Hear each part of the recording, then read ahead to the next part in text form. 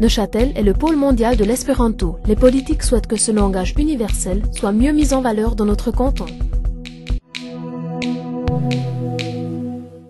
L'espéranto recevra-t-il un jour le prix Nobel de la paix? C'est en tout cas le vœu exprimé par les parlementaires à Berne, Gisèle Horry et Francine John Calame, qui ont proposé cette candidature pour 2008. Au niveau cantonal, Alain Bringolf, député au Grand Conseil, a déposé une motion en février dernier.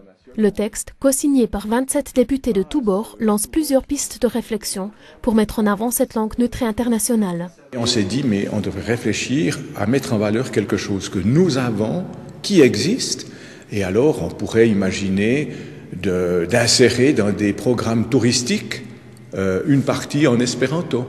Dans les discours officiels, on pourrait rappeler, entre autres, qu'on n'a pas qu'une grande fabrique de cigarettes, on a aussi un centre qui parle espéranto dans le canton. J'entends, c'est développer et compléter un atout que nous avons et qui mériterait d'être simplement considéré, respecté et soutenu.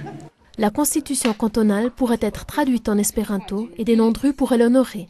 Il s'agirait aussi de développer son enseignement, notamment auprès des enfants. Une douce utopie. Je trouve que c'est un moyen, un outil qui faciliterait la compréhension des gens entre eux, où qu'ils habitent sur la planète. Or, c'est vrai que ça paraît utopique quand on dit les choses comme ça, parce que ça paraît simple.